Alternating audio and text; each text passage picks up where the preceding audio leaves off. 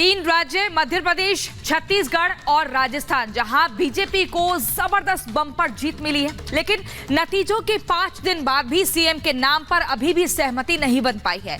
एक तरफ जहां दिल्ली में मंथन का दौर जारी है, तो वहीं कई बड़े चेहरे दिल्ली में डेरा डाले हुए हैं। अब ऐसे में सवाल ये उठता है कि तीनों राज्यों में जो सीएम पद के लिए दावेदार माने जा रहे हैं, क्या उन्हीं के सिर पर ताज सजेगा या पीएम मोदी एक बार फिर से किसी नए नाम से सबको चौंका देंगे? इसी पर आपको दिखाते हैं ये रिपोर्ट।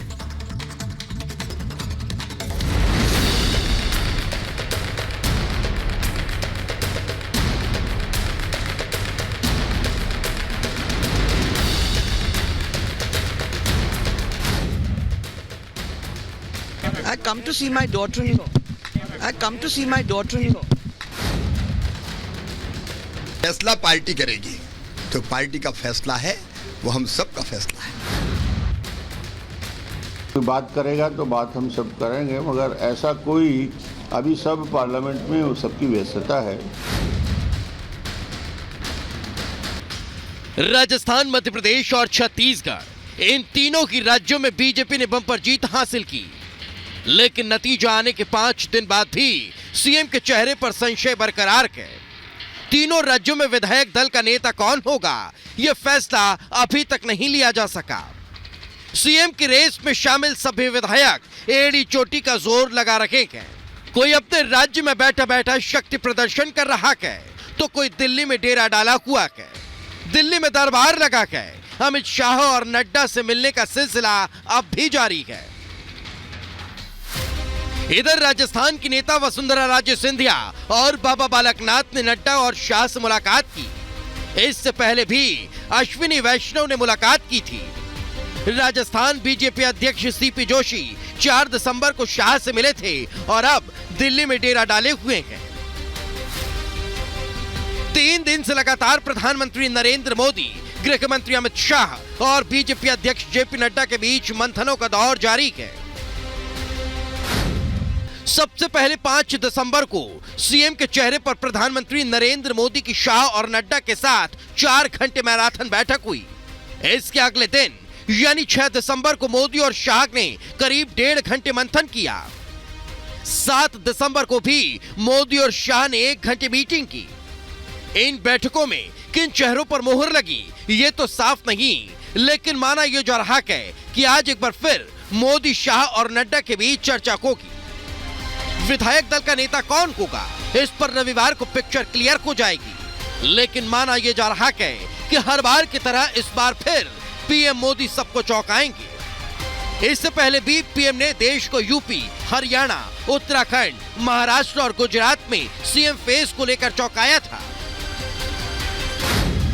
2017 के उत्तर प्रदेश चुनाव में जब सीएम की चर्चा हुई, तो मोदी ने सांसद रहते योगी को यूपी का सीएम बनाया। जातीय समीकरण के लिए 2 डिप्टी सीएम भी बनाए गए। तो वही साल 2014 में भी हरियाणा में प्रधानमंत्री नरेंद्र मोदी ने संघ से जुड़े शख्स मनोहर लाल खट्टर को अचानक कुर्सी पर बैठाया और कई चर्चित नामों को दरकिनार कर दिया। कुछ ऐसा ही 1 साल पहले उत्तराखंड में हुआ, जब बिना रेस के युवा चेहरे पुष्कर सिंह धामी को उत्तराखंड की सत्ता सौंप दी गई। चुनाव हारने के बावजूद उनको दोबारा कमान सौंपी गई। महाराष्ट्र में साल 2014 में हुए चुनाव में जब कहीं भी देवेंद्र फडणवीस का नाम नहीं था, तब पीएम मोदी ने युवा चेहरे पर भरोसा जताया। के अंदर आज जो विकास हुआ है, पूरी दुनिया इस पर कई प्रकार के आर्टिकल रख रही है, मगर मैं आज इसके एक अलग पहलू आपके सामने, ये 10 साल ने सिद्ध कर दिया है कि सांस्कृतिक विरासत को संजोकर रखना और आधुनिकता से विकास करना वो परस्पर विरोधी बातें नहीं है, दोनों एक दूसरे को मदद करने वाली बात है। भारत ने अपनी सांस्कृतिक विरासत को भी संजो कर रखा, हमारे सांस्कृतिक गौरव को भी आसमान को छूता किया और दुनिया चकाचौंध हो जाए ऐसा विकास भी किया। कोई कल्पना नहीं कर सकता था कि अयोध्या में राम मंदिर का निर्माण होगा और रामलल्ला अपने घर में, कोई विश्वास नहीं। मैं मेरा अनुभव बताता हूं। हमारे एक वरिष्ठ नेता ने राम जन्मभूमि आंदोलन के वक्त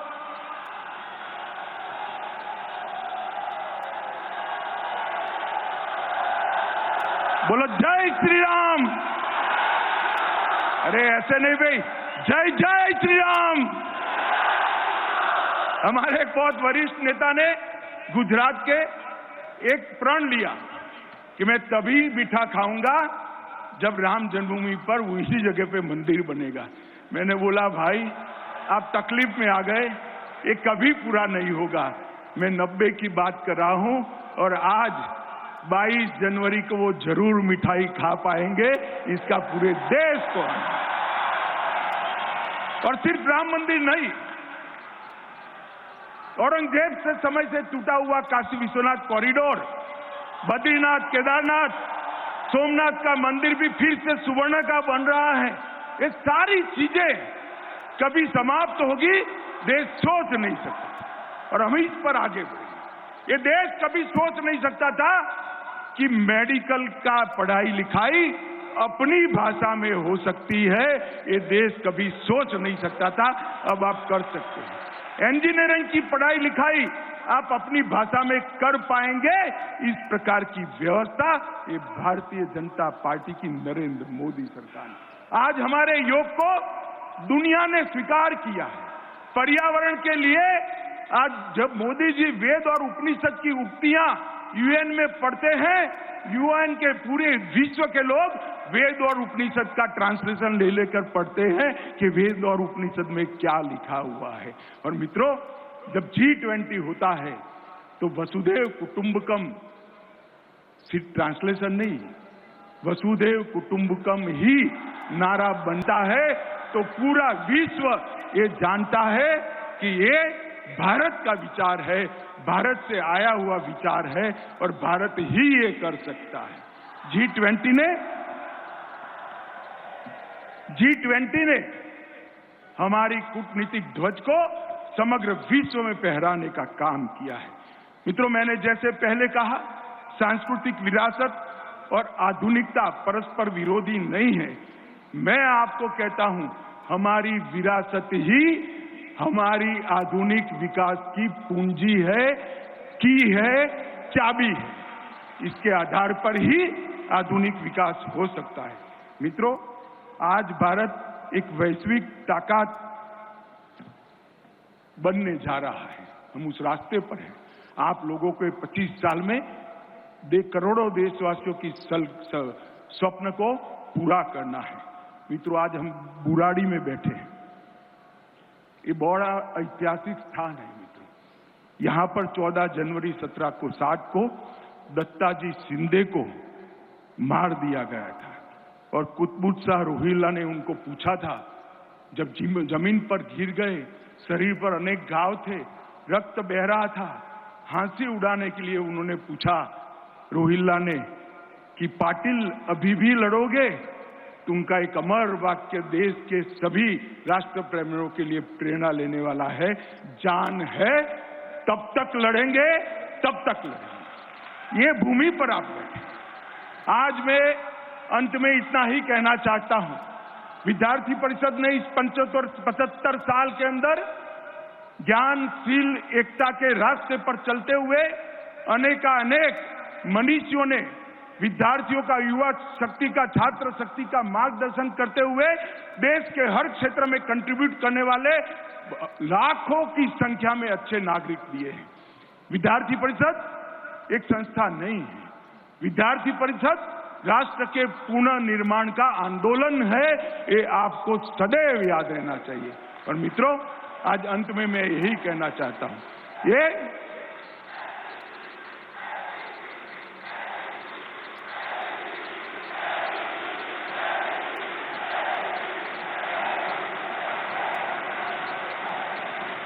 मित्रों, ये अधिवेशन, मेरे सामने जो 8000 युवा उपस्थित है, वो सारे युवा यहां से प्रण लेकर जाए कि जिस दिन देश आजाद होगा, हर क्षेत्र के अंदर विश्व में भारत सर्वप्रथम होगा। ऐसे भारत के निर्माण के लिए हमारा बाकी का जीवन देना है। अपने आप को भारत माता को पुनः समर्पित करने का दिन है। ये युवा संकल्प लेकर जाए। मोदी जी ने नींव डालने का काम किया है। 1925 से हमारे पुरखों ने एक रास्ता बनाया हुआ है, नींव डल चुकी है, भव्य इमारत आपको बनाना है। और 22 जनवरी को सभी लोग अयोध्या में रामलल्ला के दर्शन करने के लिए जाइए और मन से श्री राम का आशीर्वाद लीजिए। मेरे साथ बोलिए, भारत माता की, भारत माता की, भारत माता की। छात्र शक्ति, राष्ट्र शक्ति, छात्र शक्ति।